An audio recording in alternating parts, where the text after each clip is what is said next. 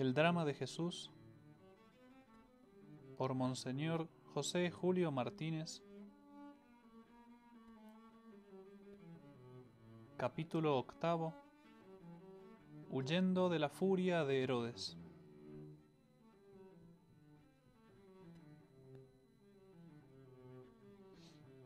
Muy corta debió ser, a lo que parece, la permanencia de los magos en Belén.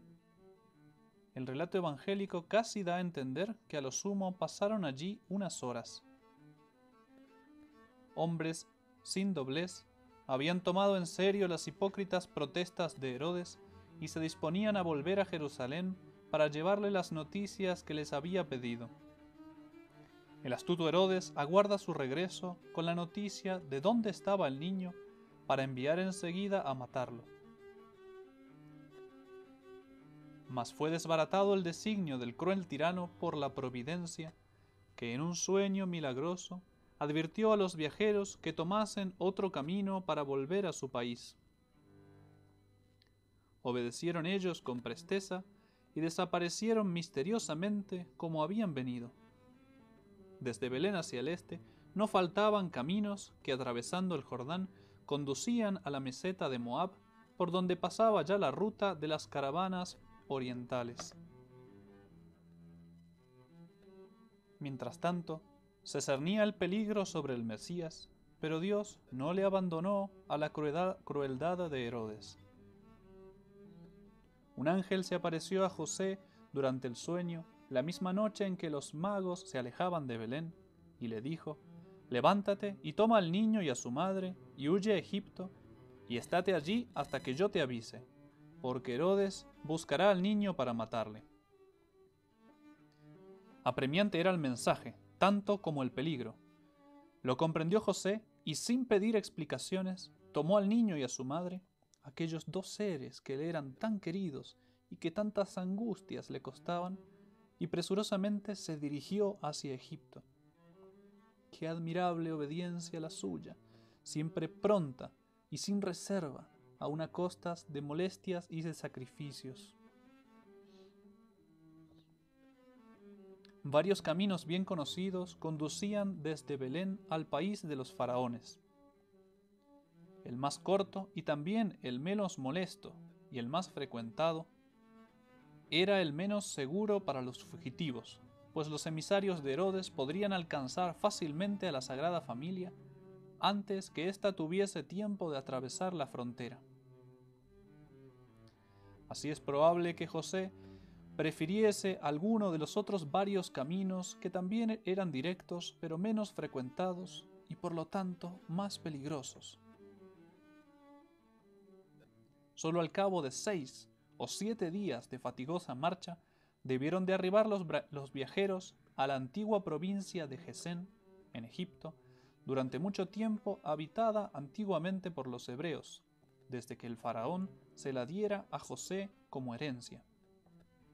José del Antiguo Testamento. Luego, después de una parada, llegaron a Menfis, donde vivieron todo el tiempo que duró su permanencia en Egipto. La iglesia copta del antiguo Cairo ocupa, según se cree, el emplazamiento de la casa en que habitaron en ese entonces. Aunque Egipto era pagano, fue señalado a José como lugar de refugio porque era el país más a su alcance para escapar de las acechanzas de Herodes. Dependía entonces esta región directamente de Roma y el tirano Herodes carecía en ella de toda jurisdicción. Desde hacía tiempo, muchedumbre de emigrados judíos se habían ido estableciendo allí, unos para entregarse a fructíferas empresas comerciales, otros, más recientemente, para ponerse a cubierto del furor de Herodes. En la época en que llegó allí la Sagrada Familia, formaban una colonia floreciente, sobre todo en Alejandría. En Heliópolis y en Lentópolis también poseían gran fuerza los judíos. En esta última ciudad habían construido hacia el año 160 antes de nuestra era un templo magnífico, tan grande, dice ingenuamente el Talmud, que por no alcanzar la voz del ministro oficiante hasta los extremos, era necesario que el sacristán agitase un velo para advertir a los asistentes cuándo habían de responder amén a las diversas oraciones. Entre aquellos judíos había muchos y hábiles obreros que estaban organizados en corporaciones según sus diversos oficios y se procuraban mutuos socorros en caso de enfermedad o de falta de trabajo. En ese distrito, pues, en que se fijó la Sagrada Familia, podía hallar los recursos y la protección que necesitaba. Entretanto, Herodes, al acecho, había esperado con impaciencia y sobreexcitación crecientes la vuelta de los magos a Jerusalén y la respuesta que le habían prometido. Cuando, cansado de esperar, se persuadió de que ya no volverían, y fácil fue a sus agentes cerciorarse de que ya habían salido de Judea, tuvo aquel proceder por grosero insulto y por traición urdida contra él para destronarle en provecho de su rival. Entonces se entregó a uno de aquellos arrebatos de cólera y rabia a que tan propenso fue, sobre todo hacia el fin de su vida, y dejando a un lado disimulo y aún prudencia, se lanzó al cumplimiento de su bárbara venganza. Dio, pues, órdenes a los soldados de su guardia, que eran también sus ordinarios verdugos, orden de degollar sin compasión, no solo en el interior de Belén, sino también en los caseríos inmediatos y viviendas aisladas que de Belén dependían, a todos los niños varones de 2 años para abajo, conforme a las noticias que los magos le habían dado acerca del tiempo en que se les apareciera la estrella. Esperaba que, ampliando así sus órdenes tanto cuanto al tiempo como en cuanto al espacio, no se escaparía de sus garras aquel a quien en su presencia habían osado llamar Rey de los Judíos. No le gustaba tomar a medias sus disposiciones, ni le importaba demasiado la sangre de sus súbditos, que nunca tuvo gran valor ante sus ojos. La cruel sentencia fue rigurosamente ejecutada. En una dramática escena nos muestra el evangelista a Raquel, saliendo entonces de su sepulcro, situado cerca de Belén, y lanzando lúgubres gemidos, como madre inconsolable a quien han arrebatado sus hijos. Esta degollación de inocentes fue la última hazaña del viejo Herodes. Mató a todos los niños, menos al niño que quería matar. ¿Qué pueden contra Dios los planes del hombre? Aquel odioso príncipe murió a principios de abril del año 750 de Roma, año 4 de nuestra era, muy poco después de aquella inútil crueldad. Tenía entonces 70 años y había reinado 37. No podemos menos que ver la mano vengadora de Dios en los horrorosos sufrimientos que hubo de soportar durante la enfermedad que le llevó al sepulcro. Cuenta un historiador judío, un fuego interior le consumía lentamente a causa de los horribles dolores de vientre que experimentaba. Le era imposible satisfacer el hambre ni tomar alimento alguno. Cuando estaba de pie apenas podía respirar. Su aliento exhalaba un olor hediondo y en todos sus miembros experimentaba continuos calambres. Presintiendo el viejo lobo que ya no curaría, fue sobrecogido de una amarga rabia porque suponía, y con razón, que todos se iban a alegrar de su muerte. Hizo pues juntar en el anfiteatro de Jericó, rodeado de soldados, a los personajes más notables y ordenó a su hermana Salomé que los hiciese degollar tan pronto como él hubiese exhalado el último suspiro, para que no faltasen lágrimas con ocasión de su muerte.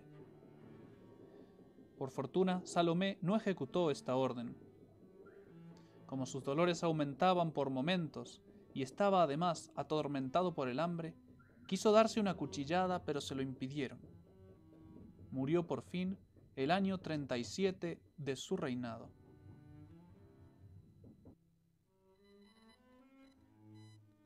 el ángel que le ordenó a José que huyese a Egipto, le mandó que se quedase ahí hasta que él le avisara que había llegado el tiempo de volver a Palestina. Y en efecto, muerto el tirano, un ángel le reveló durante el sueño que el tiempo de su destierro había concluido. Levántate, le dijo, toma al niño y a su madre, y encamínate a la tierra de Israel, porque han muerto los que buscaban la vida del niño. Se levantó pues José, tomó al niño y a su madre, y volvió a Palestina bendiciendo a Dios. Al parecer, la Sagrada Familia había permanecido 2 o 3 años por lo menos en Egipto. Su primera intención, cuando volvió a la Palestina, parece había sido establecerse en Belén, donde el niño Dios había querido nacer de manera providencial.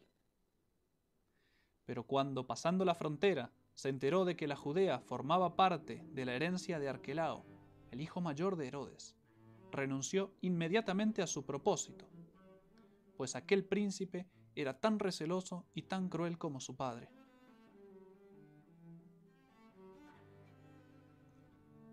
Tanto fue así que sus súbditos se apresuraron a enviar a Roma una delegación compuesta de 50 miembros para acusarle ante el emperador y obtener su destitución.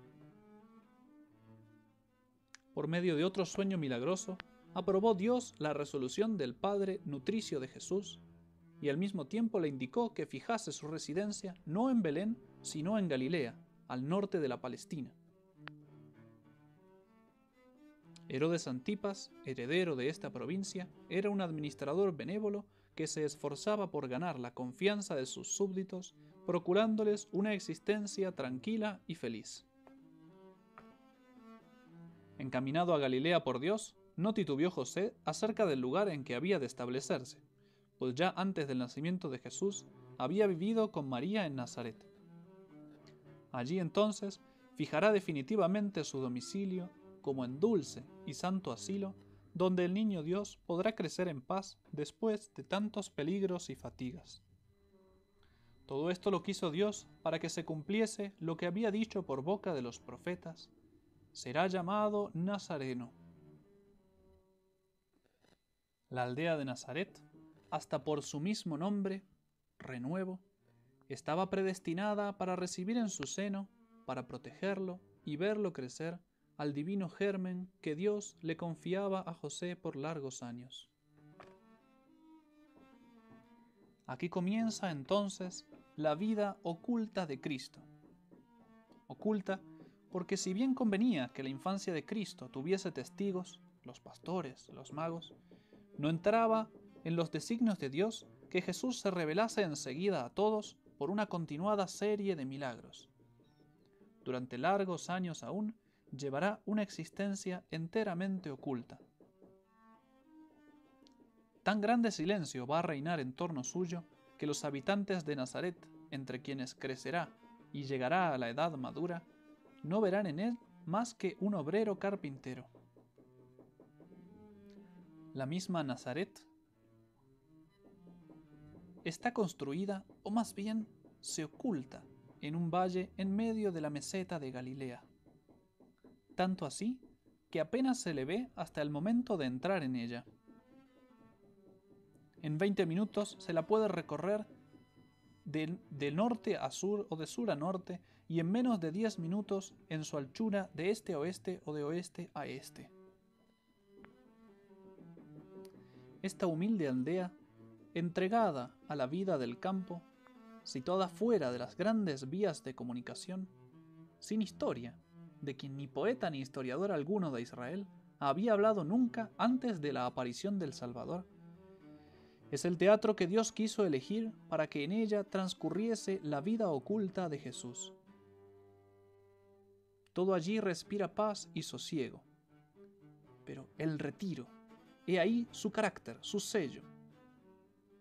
¿Quién hubiera sospechado, antes de sonar la hora de la manifestación del Mesías, que allí viviese, en tan humilde abrigo? En aquel estrecho rincón escapó la Sagrada Familia a la terrible tormenta que agitó a la Judea durante el tiránico gobierno de Arquelao y más aún después que le depusieron los romanos.